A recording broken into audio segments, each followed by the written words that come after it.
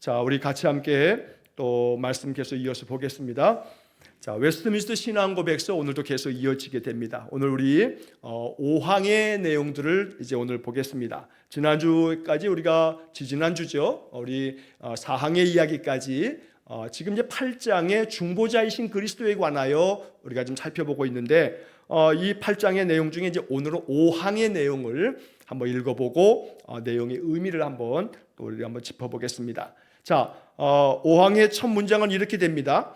주 예수는 완전한 복종과 영원한 성령을 통해서 단번에 자신을 희생의 제물로 하나님께 바침으로써 그의 아버지의 의를 온전히 충족시키셨으며, 사실은 문장은 뒤에까지 계속 이어져요. 이게 문장이 복문으로 돼 있어가지고 간결하게 하나씩 문장을 좀 끊으면 좋겠는데 번역 투다 보니까 온전히 충족시키셨으며, 그 다음에 문장 계속 이어지죠. 아버지께서 맡겨주신 모든 사람들을 위하여 화목뿐만 아니라 하늘나라에서 얻을 영원한 상속권을 획득하셨다. 이게 한 문장으로 되어져 있어요.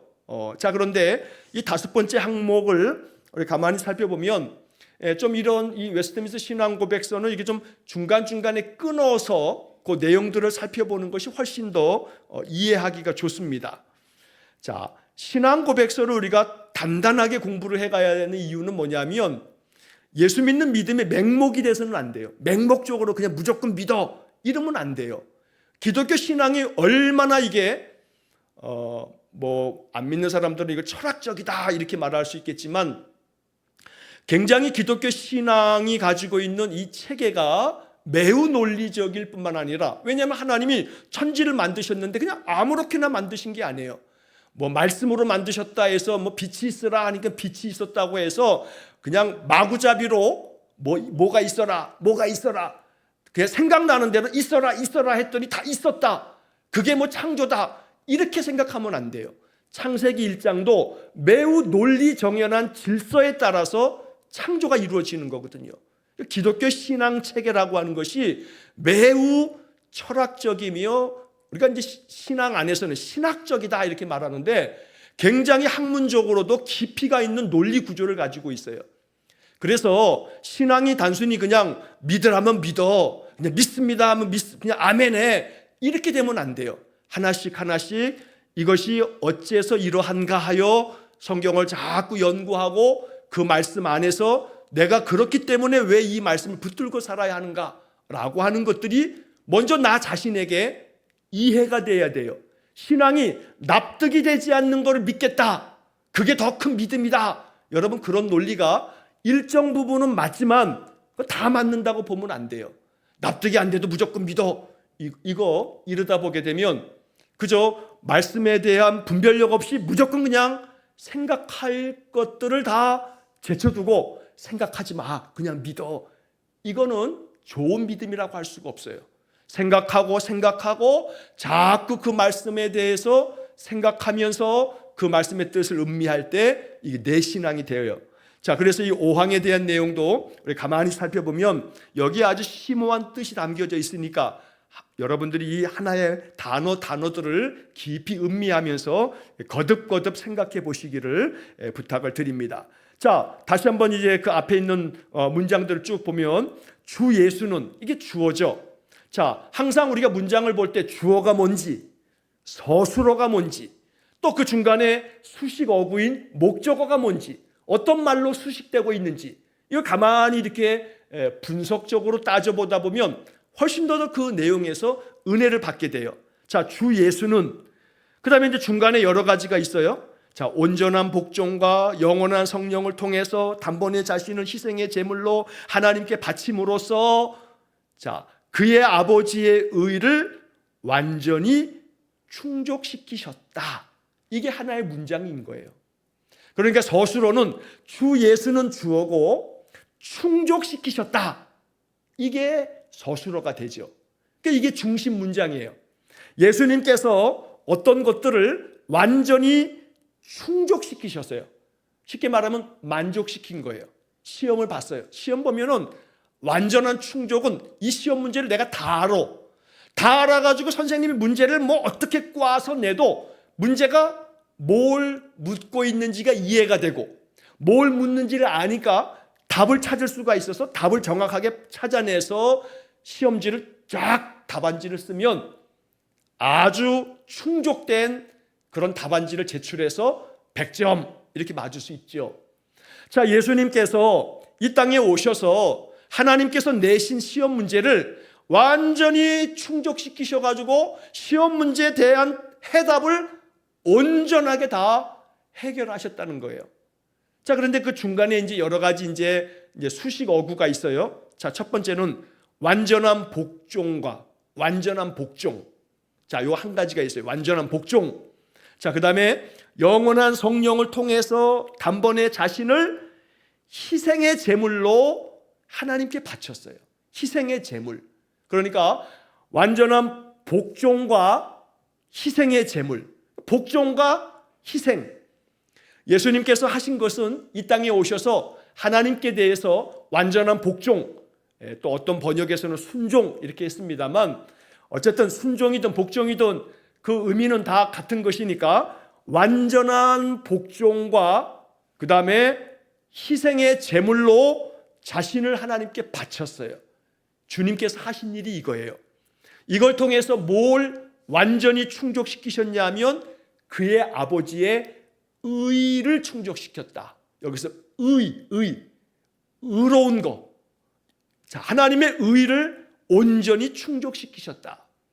자, 그럼 다시 한번 따져보면, 자, 여기 그 중간에 나오는 영원한 성령을 통해서 이게 중요한 매개체예요. 쉽게 말하면 영원하신 성령께서 주 예수님이 사람의 몸으로 이 땅에 오셔서 하나님의 의를 이루실 때 영원하신 성령께서 성령을 통해서 뭘 하셨냐면 완전한 복종을 하셨어요. 그리고 자신을 희생의 제물로 바치게 되었어요.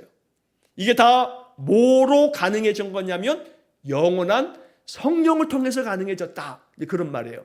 그러니까 성령께서 예수 그리스도를, 예수님을 하나님 앞에 온전히 복종할 수 있도록 만들어 주셨고, 그리고 희생의 제물로 자신을 바치도록 만들어 주셨다. 그러니까 여기서 이제 우리는 영원한 성령을 통해서라고 하는 이 짧은 어구를 보면서 이게 이제 우리가 이 신앙 고백을 배우면서 마음속에 이제 단단히 알아야 할 것이 있어요. 성령을 통해서 가능한 거예요. 성령을 통해서. 성령이 가능하게 만드는 거예요. 순종, 의지로 안 돼요. 마음에 은혜 받았다고 마음속에 다 결심해요. 아, 나 결심해서 오늘서부터는 내가 이렇게 할 거야 라고 암만 결심하고 결단해봐야 누구들 마냥 에이 손가락 잘라가지고 내가 혈서로 내가 맹세를 해봐야 소용없어요. 우리가 온전히 순종할 수 있는 것은 뭘 통해서 가능하냐면 성령을 통해서 가능하다. 성령께서 내 안에 은혜를 계속해서 흘려 보내주실 뿐만 아니라 순종할 수 있는 그런 마음, 그런 의지, 그런 감동을 계속해서 공급해 주실 때 온전하게 순종할 수 있어요. 예수님은 그렇게 순종하셨어요. 그런데 이 웨스트민스터 신앙고백서는 그 순종에 대해서 뭐라고 수식하냐면 완전한 순종, 완전한 복종 이렇게 말씀하고 있어요. 그런 점에서는 우리는 어찌 보면 불가능한 것처럼 보여요. 완전한 순종이 과연 우리한테 가능할까? 그래요. 불가능해요. 그러나 나는 할 수 없으나 하나님은 하실 수 있다라고 하는 그런 말씀처럼 오직 우리의 마음속에 이 완전한 순종을 내 의지로는 이룰 수 없지만 하나님께서 성령의 감동을 주시면 내가 이 완전한 순종을, 완전한 복종을 향해서 하루하루 끊임없이 이 푯대를 향해서 나아갈 수가 있어요. 그래서 순간순간 나의 삶이 하나님 앞에서 복종, 순종하는 삶이 되도록 만들어갈 수 있다는 거죠.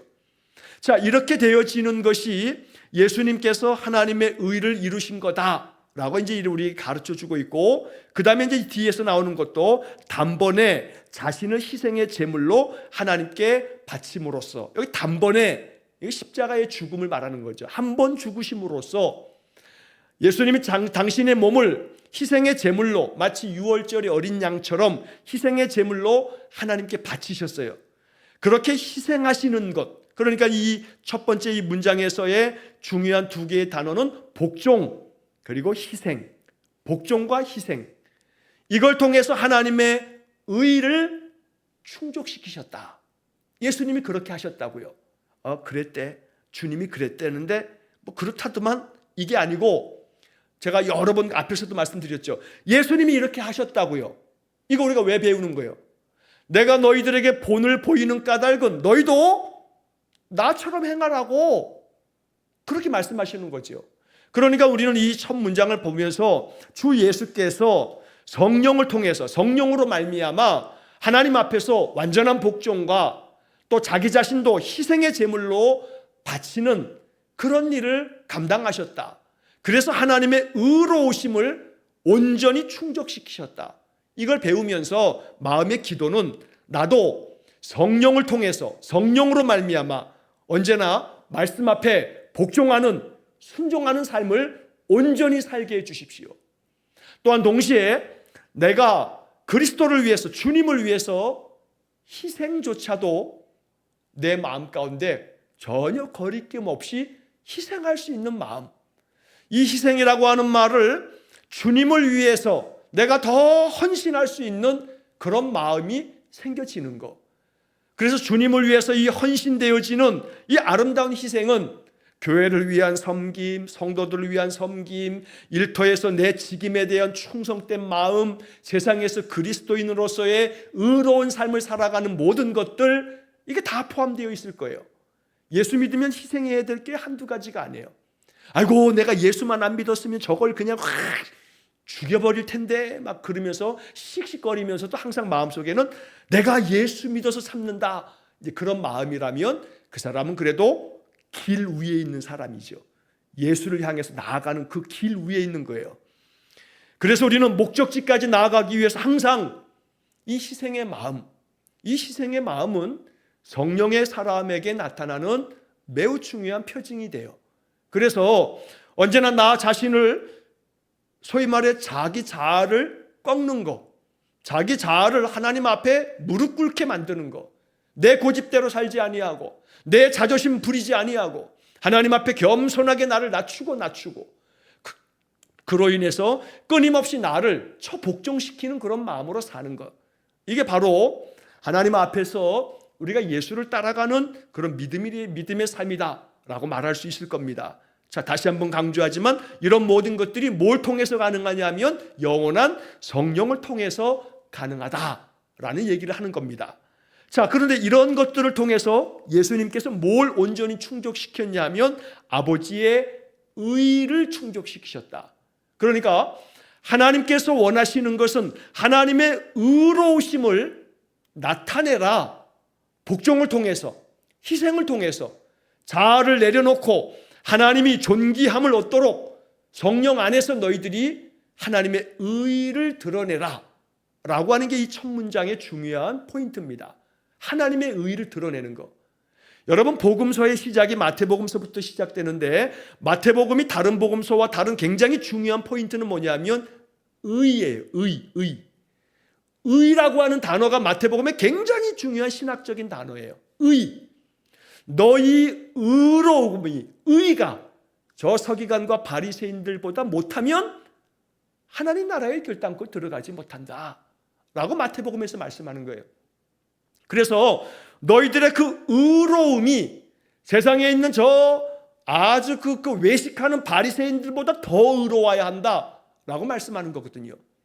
그러니까 우리는 웨스트민스터 이 지금 8장의 5항에 나오는 아버지의 의를 온전히 충족시키셨다라고 하는 것을 볼 때 예수 믿는 사람들이 왜 의롭게 살아야 하냐면, 쉽게 말하면 올바르게 살아야 하냐면 그게 하나님이 원하시는 하나님 백성의 삶이기 때문에 그래요.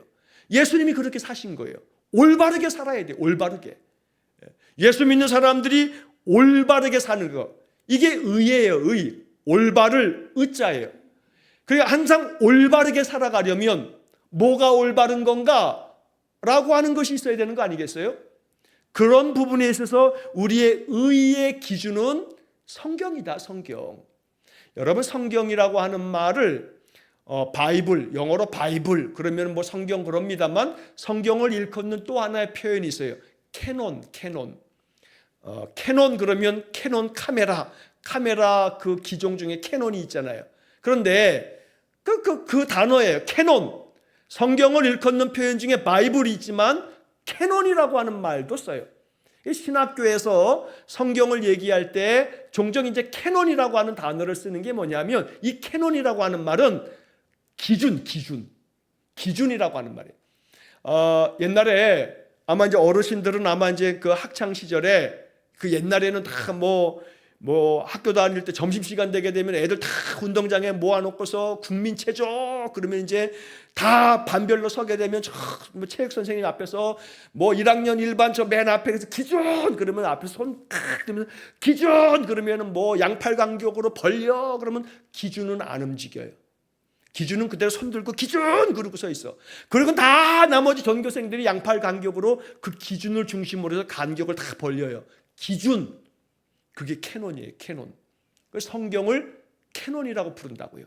성경이 기준이에요. 그러니까 아버지의 의를 온전히 충족시키는 것, 하나님 백성, 우리 신자들은 올바르게 살아야 되는데 올바름의 기준이 뭐냐? 그 기준을 중심으로 살아야 되니까 그 기준이 성경이다. 하나님은 성경을 통해서 하나님이 무엇을 올바르다고 여기시는지, 뭐가 의로운 것인지 이걸 우리에게 알려주시는 거예요. 그래서 우리가 성경을 배워야 하는 이유는 뭐냐면, 올바른 것과 올바르지 않은 것을 분별할 줄 아는 분별력이 생겨진단 말이에요. 말씀을 배우다 보면, 말씀을 계속 읽고 생각하고 묵상하고 기도하다 보면 말씀을 통해서 하나님이 기준을 가르쳐 주셔요. 기준을. 그래서 기준이 분명한 사람은 흔들리지 않아요.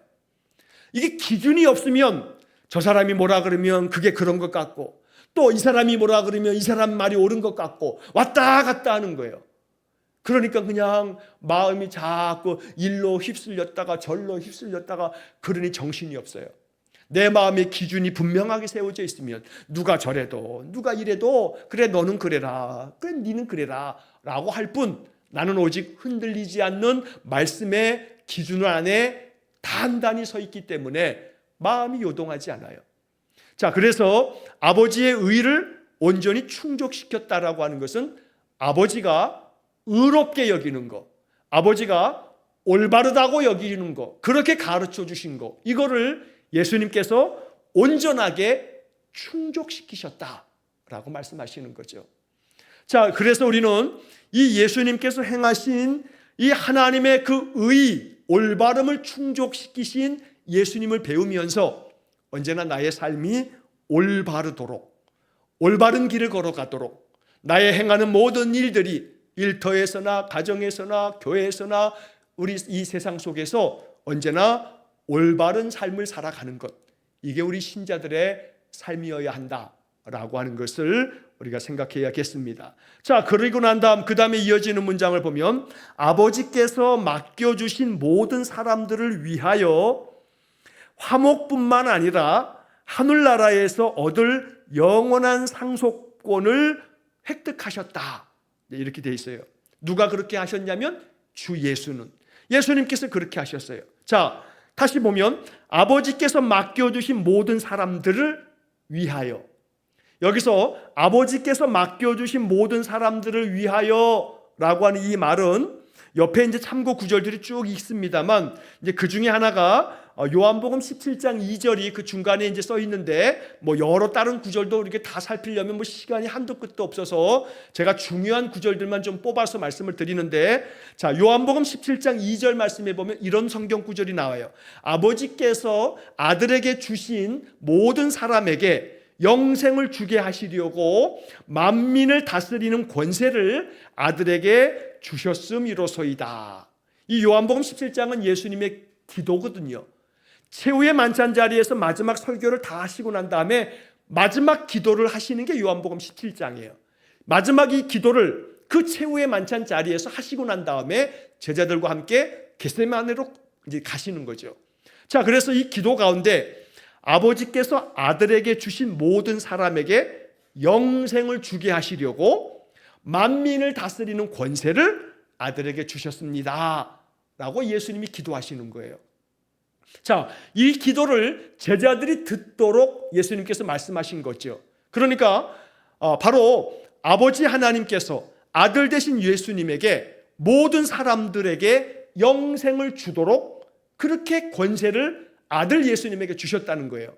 그러니까 이 말에서 굉장히 중요한 포인트는 모든 사람에게 영생을 주게 하시려고, 그러니까 하나님 아버지는 예수님을 통해서 모든 사람이 영생을 얻기를 바라셨던 거예요.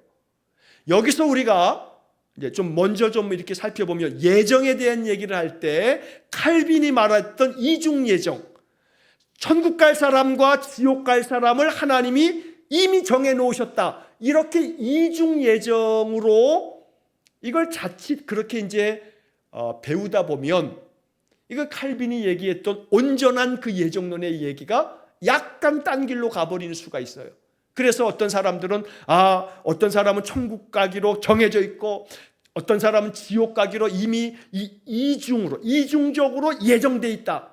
이건 아니거든요. 이 칼빈의 이중 예정에 대한 것도 우리가 좀 다시 좀 정리를 할 필요가 있어요. 이건 나중에 이제 예정에 대한 교리가 나오기 때문에 그때 우리가 차근차근 살펴보면 되겠고, 자, 여기서 이제 우리가 봐야 할 것은 하나님은 천국 갈 사람을 딱 정해 놓아서 그 사람들만 예수 믿게 만드시는 게 아니고, 요한복음 17장 2절 지금 말씀처럼 모든 사람에게 영생을 주게 하시려고 아버지가 아들에게 만민을 다스리는 권세를 주셨다. 이게 요한복음 17장 2절의 말씀이에요. 그러니까 모든 사람들이 영생을 얻도록 아들 예수님을 보내주셔서 행위로 구원받는 게 아니라 믿음으로, 예수님께서 하나님의 아들 되심과 그분이 나의 죄를 다 죄값을 지시고 십자가에 죽으심으로 나의 죄의 값을 다 치르셨다는 것을 마음에 받아들이는, 예수를 나의 구주로 영접하는 자들에게 영생을 주시고 하나님 자녀되는 권세를 주시는 이런 은혜를 베푸신 거죠. 자, 그래서 이 지금 신앙고백서 5항은 아버지께서 맡겨주신 모든 사람들을 위하여, 아버지께서 맡겨주신 모든 사람들, 다시 말하면 영생을 베푸시기 위해서 하나님께서 모든 사람들, 모든 세상 만민에게 하나님의 은혜로 나오도록 초대장을 주시면서 오라고 말씀하시는 거죠. 이 세상 모든 사람들을 아버지께서 예수님에게 맡겨주셨단 말이에요. 이 맡겨주신 모든 사람들을 위해서 예수님은 화목제물로 죽으신 거예요. 그래서 그 다음에 나오는 문장이 화목뿐만 아니라 라고 하는 얘기는, 화목을 이루시려고 이 죄인된 인간이 하나님 나라로 나아가려면 하나님과 우리 사이에 죄의 구렁텅이가 더 이상 건너가지 못할 그런 곳이 돼버려서 그 길을 가게끔 예수님이 십자가로 다리를 놓으셨다. 그게 그 유명한 내비게이터 성경에서 말하는 그 다리 예화잖아요. 자, 그래서 십자가를 다리 삼아서 십자가를 예수님께서 십자가에 죽으심으로 말미암아 십자가가 다리가 되어서 이 죄 많은 인생들이 하나님 아버지의 영광의 나라로 나아갈 수 있는 은혜를 얻게 된 거죠. 자, 그래서 화목뿐만 아니라 예수님이 화목제물이 되셔서 다리를 놓아주심으로 이 죄인된 인간, 죽어야 할 죄인이 하나님께로 나아가 은혜를 얻게 되었다라고 말씀하시는 겁니다. 그래서 예수님은 아버지께서 맡겨주신 모든 사람들을 위해서 화목제물이 되셨다, 이런 문장인 거예요. 자, 이렇게 화목제물이 되실 뿐만 아니라, 화목뿐만 아니라 하늘나라에서 얻을 영원한 상속권을 획득하셨다. 이 말의 표현이 조금 오해가 있으면 안 돼요. 예수님이 하늘나라에서 얻을 영원한 상속권을 획득하셨다라고 하는 표현이 자칫하면 예수님께서 이것을 얻어내신 것처럼 이렇게 이제 획득했다는 그 의미가, 뉘앙스가 좀 이제 그런 건데, 그게 아니라 이 말은 뭐냐면 예수님이 우리 인생들에게, 아버지께서 맡겨주신 모든 사람들에게 영원한 그 상속권, 하늘나라의 상속권을 우리에게 주시려고 아버지께서 아까 말씀드렸던 요한복음 17장 2절처럼 아버지께서 아들에게 이 모든 사람들이 영생을 얻도록 하려고 만민을 다스리는 권세를 아들에게 주셨다라고 하는 것처럼 바로 예수님께서 아버지께서 자기에게 맡겨주신 모든 사람에게 영생을 얻도록 하게 만들려고 화목제물이 되어주셨을 뿐만 아니라 하늘나라에서 얻게 될 영원한 상속권을 하나님께서 주신 권세로 획득하셔서 우리에게 이걸 주셨다라고 말하는 겁니다. 그러니까 우리는 예수님을 통해서 하늘나라에서 얻을 영원한 상속권을 우리가 획득하게 된다는 거예요. 우리가 예수님께서 이런 모든 것들을 아버지께로부터 받아서 우리에게 주셨다. 이 상속권을 주셨다. 그러니까 예수님이 뭐다? 중보자가 되신다. 이게 8장이에요. 지금 8장 중보자이신 그리스도. 그러면서 지금 5항. 자, 그렇게 예수님께서 하늘나라에서 얻을 영원한 상속권을 우리에게 획득시켜 주신 거예요. 우리가 그래서 얻었다 이 말이죠. 자, 여기서 한 가지 이제 부연 설명을 드리자면 하늘나라에서 얻을 영원한 상속권. 여기서 이제 얻을 이게 미래형으로 써야 돼요. 미래 시제로. 그러니까 하늘나라에 가게 되면 얻게 될 상속권. 이렇게 되어지게 되면 이게 시간적 개념으로 이 표현들을 받아들이면 자꾸 하늘나라가 죽음은 가는 세상으로만 한정적으로 생각하는 버릇이 생기는 거예요. 이게 기독교 신자들에게 이게 참 저는 이거 못된 버릇이라고 생각해요. 못된 버릇이다. 이 버릇을 좀 청산해야 돼요. 죽음은 가는 하늘나라. 물론 그걸 제가 부정하는 게 아니에요. 우리가 죽으면 육신은 흙으로 먼저 가 있어요. 흙으로 돼 있어요. 흙에서 왔으니 흙으로 돌아가라 말씀하셨으니까. 우리의 영혼이 하나님의 품에 안겨 하늘나라 하늘 장막에 거하게 되지요. 그러나 바울이 우리에게 가르쳐 주었던 종말의 분명한 약속처럼 예수께서 강림하실 때 우리의 죽은 몸도 새 몸을 입고 일어나게 될 것이라는 말씀을 우리는 믿어요. 그러나 여기서 이제 이 하늘나라에서 얻을 영원한 상속권은 앞으로 죽고 난 다음에 내 영혼이 저 하늘에 가서 그때 얻게 되어질 것으로 오해하면 안 돼요. 그렇게 생각하면 안 돼요. 그렇게 그 다음으로 아이고 이 세상에서는 다 고난을 참고 견디고 이 세상은 그냥 이거 견디어내는 거야. 그리고 난 다음에 우리는 하늘을 소망해 두고 하늘나라 가면 이 모든 것들 다 보상받을 거야.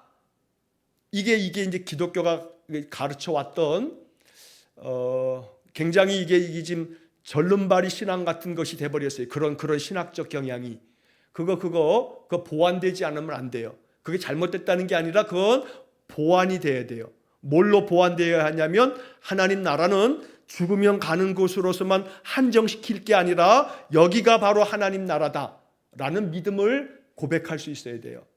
내가 살고 있는 내 육신의 지금 이 인생도 하나님의 나라다라고 하는 선포가 있어야 돼요.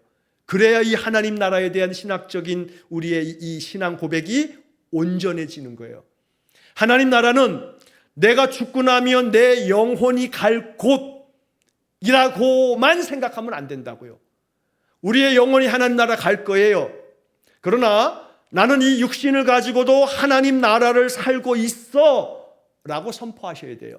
내 육신의 삶이 괴로움 많은 인생이지만 나는 여기서도 하나님의 다스림을 받고 있어. 그러면 하나님을 다스림을 받고 있는 그곳이 하나님 나라라는 분명한 신앙 고백을 가지고 있어야 돼요.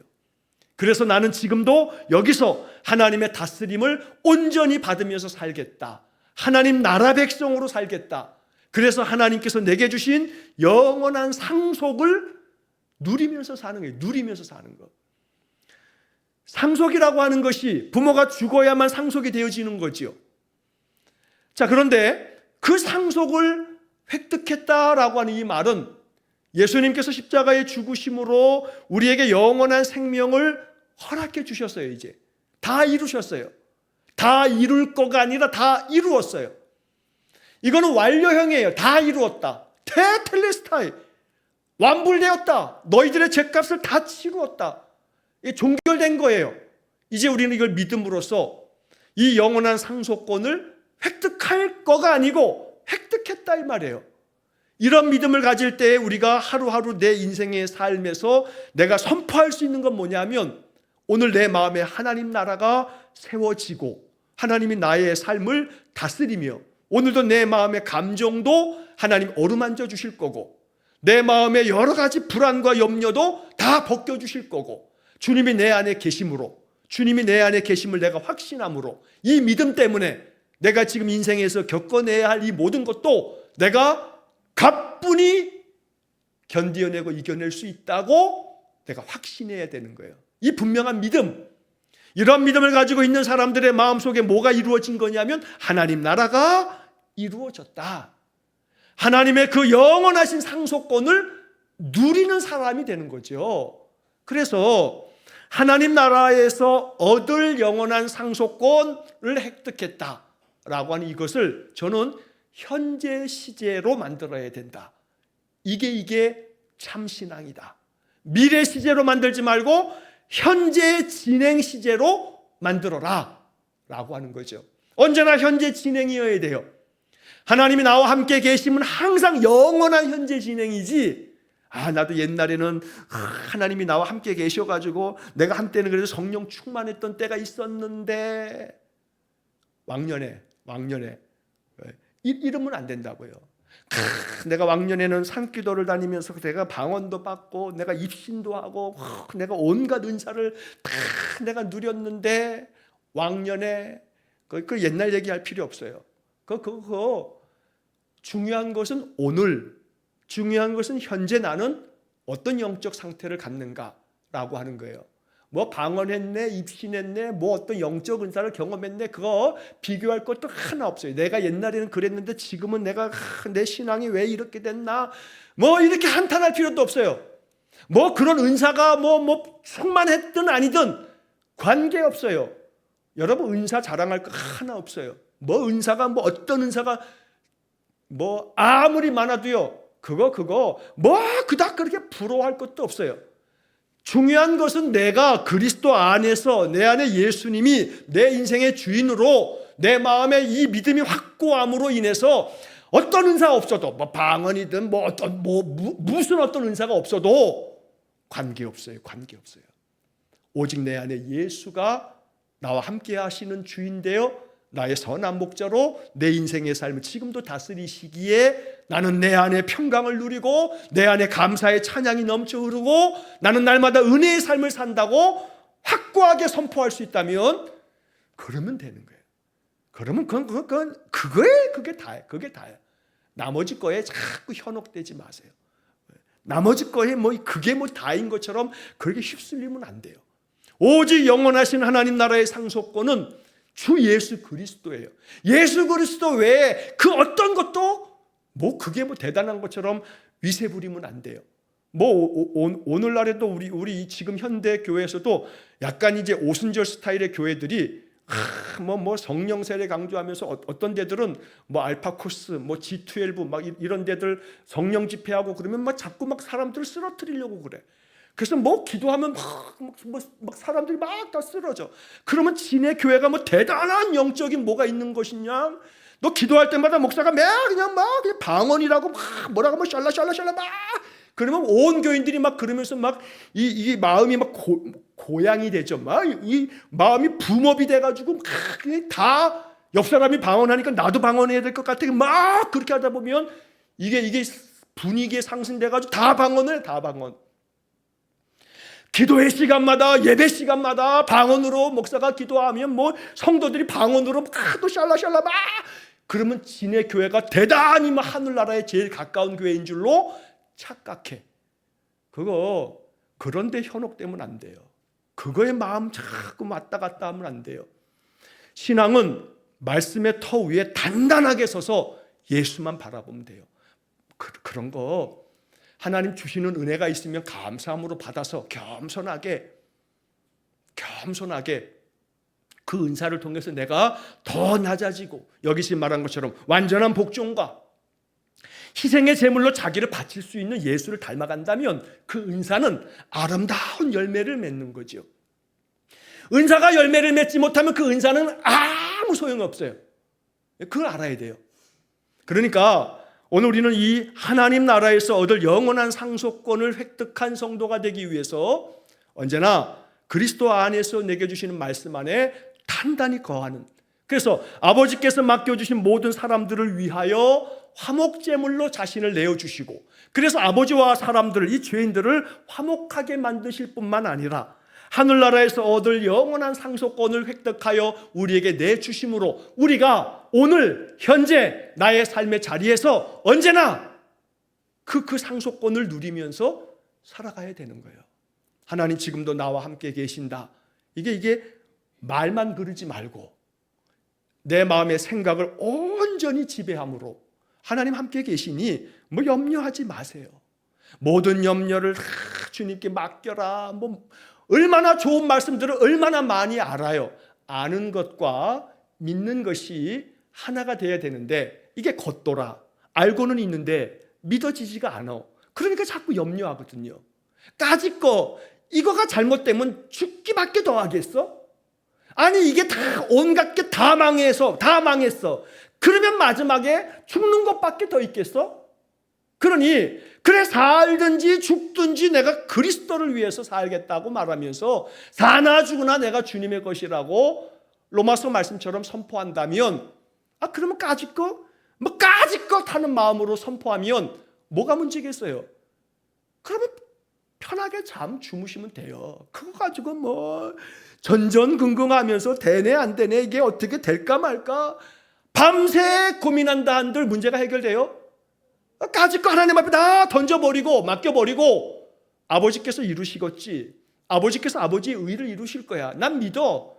이것을 잘못되게 만드시면 아버지께서 그 다음 단계로 뭔가 다른 계획이 있겠지. 난 하나님 믿어. 신실한 하나님을 믿는데 내 걱정을 하는 게 불신앙이지 하고서 걱정을 다 십자가 아래 내려놓는 마음이 내 안에 확고하다면 여러분 그 어떤 은사를 가득 가진 사람보다 그 사람이 더 확고한 믿음의 사람이에요. 그러니까 오직 캐논 기준은 예수 그리스도가 기준이에요. 예수만 붙잡으면 돼요. 예수께서 내게 주시는 이 영원한 상속권을 날마다 말씀 속에서 충만하게 받아 누리며 산다면 우리 인생에 두려울 것 없다. 예수는 이것을 위해서 중보자가 되어 이 땅에 오셨다 라고 하는 그런 믿음을 가지시고, 오늘 이 5항에 있는 것들을 쭉 설명을 드렸는데 다음 주에 한두 구절, 성경 구절만 몇 가지 좀 한두 가지만 좀 살펴보고 5항을 그렇게 이제 복습을 다음 주에 한번 하고 이제 다음 주에 6항으로 넘어가도록 하겠습니다. 오늘 이 말씀들의 마음속에 음미하시면서 오직 예수 그리스도께서 이루어 가셨던 이 아름다운 의를 이루시는 귀한 믿음의 삶이 되시기를 간절히 축원합니다. 기도하겠습니다. 자비로우신 하나님, 오직 나의 삶의 기준 되신 예수님께서 완전한 복종과 희생의 제물이 되어 하나님께 바치심으로 하나님의 의를 온전히 충족하셨기에 우리가 또한 아버지의 의를 이루려고 올바르게 살아가는 신자 되기 원합니다. 그래서 나의 자아를 복종시켜 오직 예수만이 나의 주인 되사 오직 하나님께서 나를 통해서 이루실 하나님의 선하신 계획을 아름답게 이루어 드리기 위해서 믿음 안에서 순종하고 믿음 안에서 나를 언제나 하나님 앞에 나 자신을 희생하듯 주님 앞에 나를 내어 드리는 우리 신자들 되기를 원합니다. 주님, 하늘나라의 영원한 상속권을 오늘 나의 삶의 자리에서 언제나 누리는 신자 되기 원합니다. 그래서 예수님 나와 함께 계셔서 내 인생을 주관하고 다스리시기에 오직 나는 예수님 닮아가며 예수님이 이루실 놀라운 역사들을 고대하고 소망하면서 인생의 모든 것들을 이겨나가는 귀한 믿음의 성도들 되게 해 주옵소서. 하루하루 계속되는 폭염 속에 너무나 힘겨운 나날을 보내고 있지만 우리 성도들 영육간에 늘 건강한 삶이 되도록 하나님 지켜주시고 감당해야 될 많은 어려움들도 하나님께서 주시는 힘으로 잘 이겨나가는 성도들 되게 해 주옵소서. 예수님 이름으로 기도하옵나이다. 아멘. 우리 구주 예수 그리스도의 은혜와 하나님 아버지의 크신 사랑하심과 성령의 교통하심이 날마다 우리의 신앙을 더욱 단단하게 말씀 위에 세워서 그 말씀으로 모든 세상을 이기기를 간절히 소원하며 또 결단하는 머리 숙인 귀한 성도들 위해 영원토록 함께 하시길 축원하옵나이다. 아멘.